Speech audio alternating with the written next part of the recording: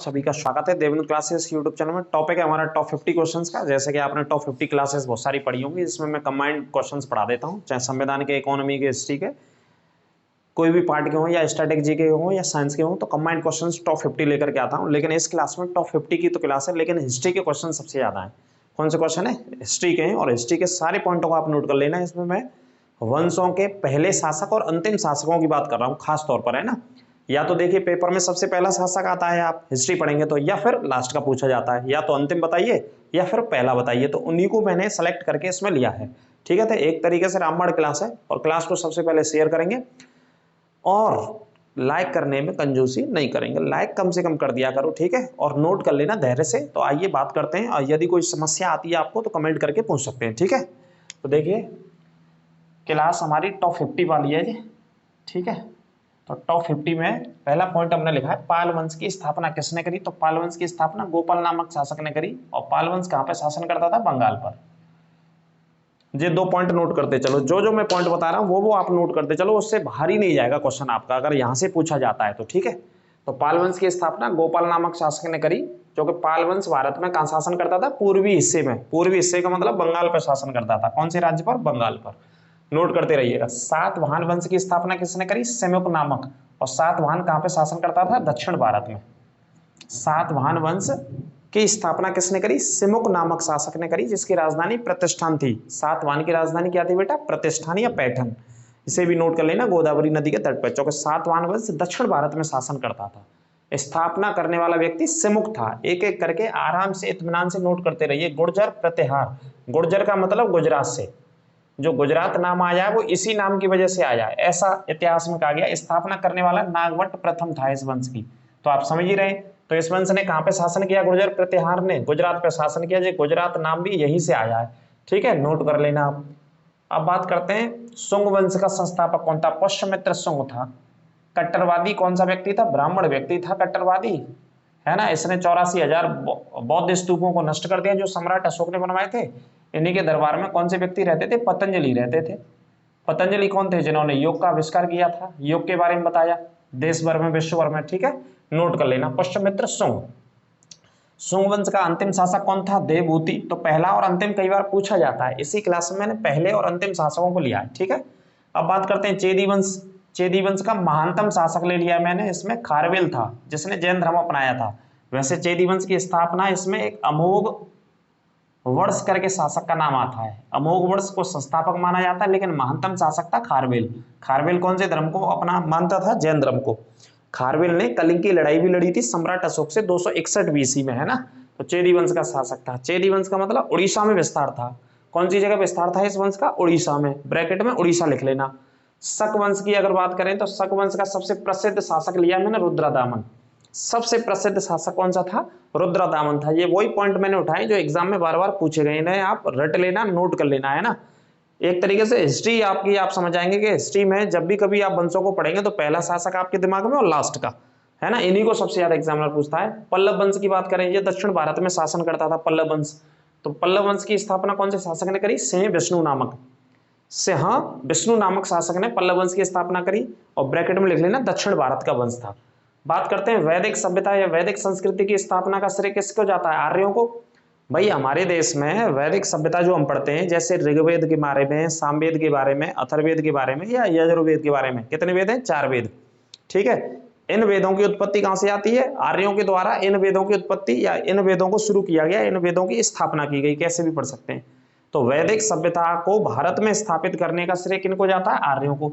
जो कि आर्यों के विषय में अलग अलग मत हैं कि मध्य एशिया से आए थे, या उत्तरी ध्रुव से आए थे, या अलग अलग देशों से आए थे, है ना। अलग अलग लोगों का अलग अलग मानना है। आर्यों का मतलब होता है श्रेष्ठ। आर्य मतलब श्रेष्ठ, या कुलीन, या उत्तम। ये आर्यों का मतलब होता है। उत्तम पढ़ लो, कुलीन पढ़ लो, या श्रेष्ठ पढ़ लो, ठीक है। जैन धर्म के पहले तीर्थंकर, जैन धर्म में टोटल 24 लोग हुए, 24 भगवान हुए, 24 तीर्थंकर हुए। 24 में से जो पहले थे उनका नाम था ऋषभदेव भगवान। क्या नाम था? ऋषभदेव भगवान। और इन्हीं को आदिनाथ के नाम से भी जाना जाता था। किस नाम से जाना जाता था? आदिनाथ, भगवान आदिनाथ के नाम से, है ना। लेकिन 24 में महत्वपूर्ण व्यक्ति थे, 24वें तीर्थंकर थे भगवान महावीर स्वामी, जिन्होंने जैन धर्म की स्थापना करी।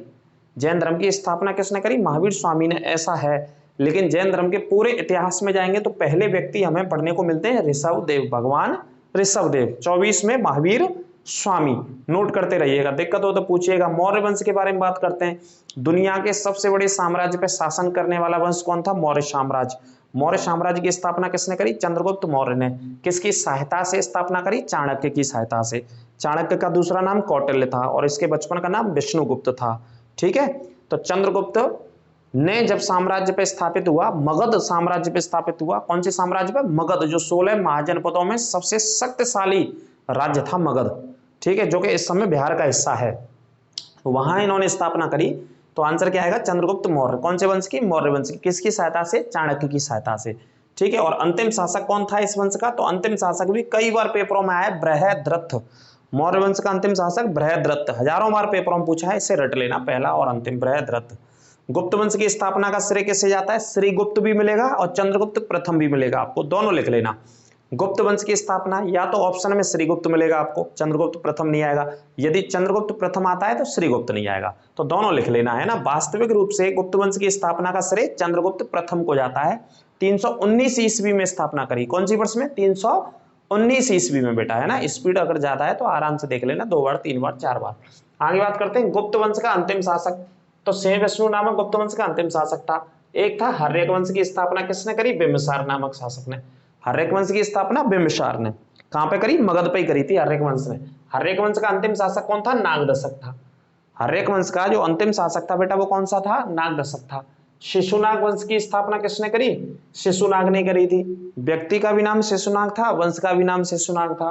ठीक है, बहुत बेसिक सी क्लास है, बहुत फास्ट हो जा रही है क्योंकि इसमें पहला शासक और लास्ट का शासक 2 पॉइंट पढ़ने हैं। आराम से 2 बार देख करके क्लास को रोक रोक करके पढ़ लेना, है ना। क्लास को रिपीट करके पढ़ लेना, कोई दिक्कत की बात नहीं है, रिवर्स करके पढ़ लेना। नंद वंश की स्थापना किसने करी? नंद वंश, तो महापदम नंद लिख लेना, इंपॉर्टेंट है, कई बार पूछा है, महापदम नंद। नंद वंश का अंतिम शासक कौन था? तो नंद वंश का अंतिम शासक था घनानंद। घनानंद की हत्या करके ही मौर्य साम्राज्य की स्थापना की गई थी चाणक्य की मदद से। घनानंद अंतिम शासक था। टोटल 8 शासक हुए इस वंश में, है ना। आगे बात करते हैं राष्ट्रकूट वंश। राष्ट्रकूट वंश कहां पे शासन करता था? दक्षिण भारत में। और दक्षिण भारत में बोले तो महाराष्ट्र में। कौन से राज्य में? महाराष्ट्र में। कौन से वंश? राष्ट्रकूट वंश। तो राष्ट्रकूट वंश की स्थापना दंती दुर्ग, इसकी राजधानी कौन सी थी? मान्यखेट। ये राजधानी थी भाई साहब।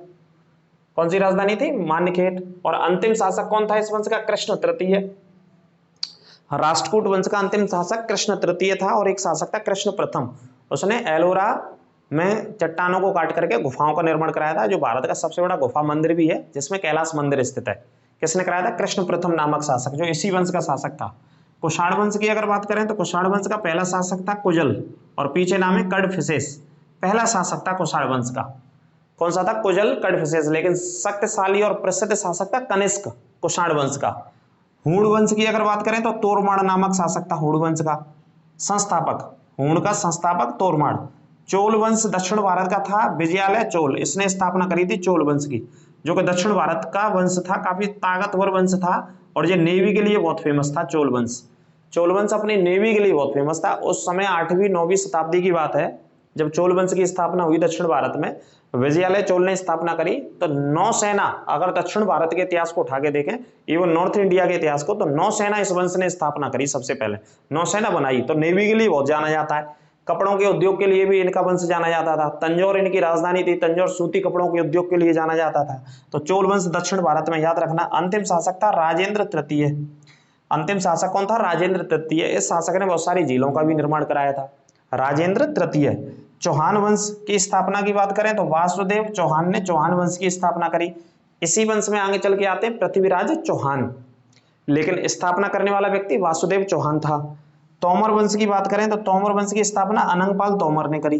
कौन ने करी? अनंगपाल तोमर। दिल्ली, दिल्ली सल्तनत के बारे में बात करते हैं तो दिल्ली सल्तनत की स्थापना करने वाला शासक था कुतुबुद्दीन ऐबक, लेकिन वास्तविक रूप से दिल्ली सल्तनत की स्थापना करने वाला व्यक्ति था इल्तुतमिश, जिसने दिल्ली को राजधानी भी बनाया था। और ऐबक ने जो अपना शासनकाल चलाया था वो कहां से चलाया था? लाहौर से चलाया था ऐबक ने।